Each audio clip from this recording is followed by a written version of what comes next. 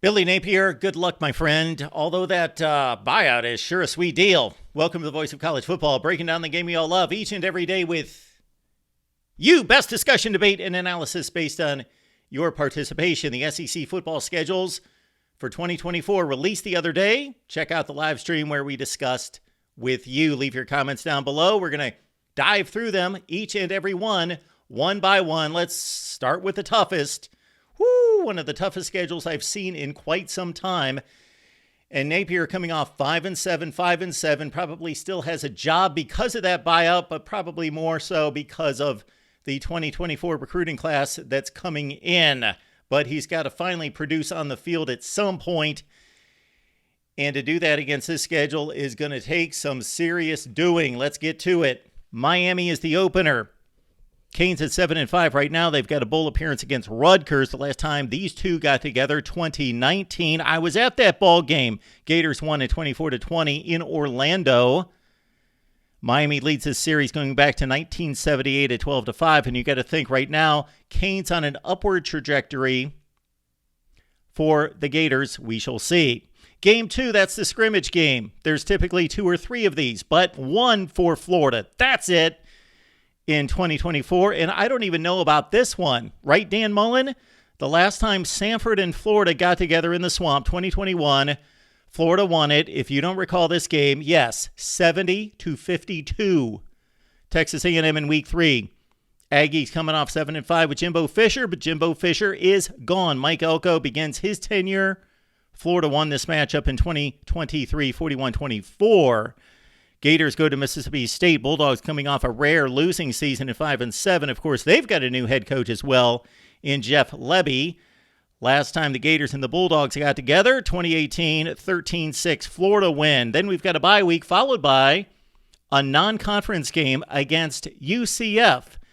And while I love the scheduling of this game, UCF, of course, now in the Big 12, coming off a 6-6 season. Gus Malzahn, very familiar with the SEC and trips to Florida.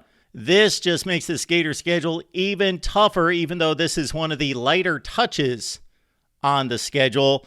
Last time the Knights and the Gators got together, the 2021 Gasparilla Bowl, UCF won in 29-17 with Gus Malzahn at the controls. Then Florida goes to Tennessee. Vols on an 8-4 season right now, and this win for the Gators over Tennessee, the highlight of 2022, no question. And there's been a lot of highlights for the Gators against the Vols in this rivalry. 17-2 is the series for the Gators going back to 2005. Then it's the Kentucky series, and another interesting twist in this one would be that the Cats have won 3 straight, including 33-14 behind Ray Davis after the Gators dominated, and I mean dominated, whitewashed Kentucky from 1987 to 2017. Did not lose a game, but it's a different situation with these two programs now. Kentucky is currently at 7-5. Then we've got a second bye week, so these teams are enjoying an extra bye week this season.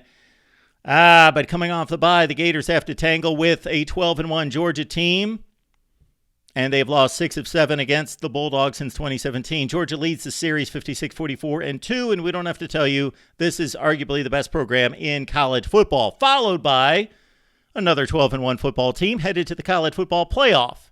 Steve Sarkisian is waiting in Austin for the Florida Gators. This is a travesty, and I love this matchup because we've got a situation where Florida and Texas play for the first time since 1940. Texas leads the series 2-0-1. I'm guessing none of you saw any of those games.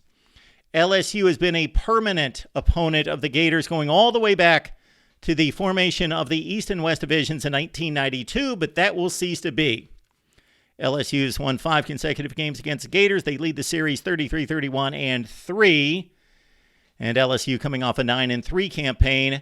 Ole Miss at 10-2 right now. Last faced the Gators in 2020. Florida won that game 51-35 over Lane Kiffin. This series, might surprise some people, stands at 12-1. And then the finale against Florida State. Gators have dropped the last 2, but lead the all-time series 37-28-2. Florida, of course, the undefeated team, snubbed out of the playoffs. So size up this Florida schedule based on the toughest opponent to the weakest opponent. It is ridiculous. Look at the current records for these teams. They've got to face a 13-0 Florida State team. Of course, it's not going to be the same team next year. Not saying that. Georgia and Texas, 12-1 teams. Ole Miss, 10-2. LSU, the fifth best team according to 2023 record on the schedule at 9-3. If you compare that across the country, you're not going to find another team playing a 9-3 team as the fifth winningest team from the previous year. And then you still have an 8-4 Tennessee team, 3 7-5s in Miami, probably on the ascension, Texas A&M and Kentucky, and Mississippi State's got talent. UCF's in there from the Big 12. In addition to the SEC slate, is what makes this difficult is, of course, the non-conference schedule. Put Samford aside.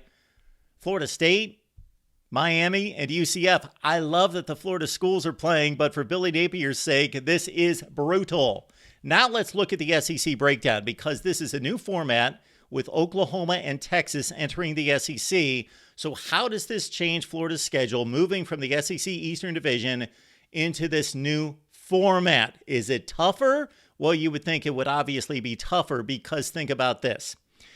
For every team in the SEC, they're going to be playing most likely either Oklahoma or Texas most seasons, sometimes both of them, but typically one of the two.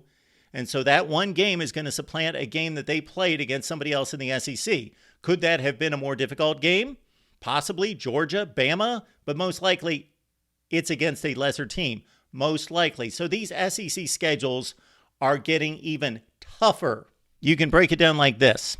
Right now, Florida plays, of course, in the SEC Eastern Division and play all 6 of those teams. In 2024, the Gators only played 3 current SEC Eastern Division teams, Georgia, Tennessee, Kentucky. Therefore, they miss South Carolina, Mizzou, and Vandy. Of course, Mizzou's having a great season at 10-2 right now, but that is not the draw that you would typically want out of the current Eastern Division.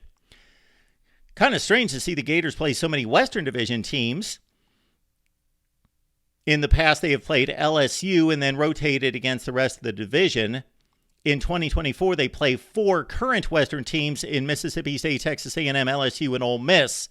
So basically, you're supplanting South Carolina, Mizzou, Vandy with Texas, and then take your pick out of Mississippi State, Texas A&M, and Ole Miss. Tougher schedule in 2024 and beyond. The permanent opponents going forward kick in 2025. They are Georgia and South Carolina. No more LSU. Permanent opponent for the Florida Gators since 1992. Your thoughts below on Florida's brutal schedule, the SEC slate as we march through it one by one and go through all 16 teams in the SEC. Please check out our SEC channel. The link's in the description section down below. Please like the video if you enjoy the content, even if you don't agree with me. This is going to be rough for Florida to get through with even 4 or 5 wins as it stands right now. But it's a long off season. We know that these teams change in modern college football because of the transfer portal more than at any time. So Billy Napier, get back to work. You got a job to save. We'll see you next time right here at the Voice of College Football.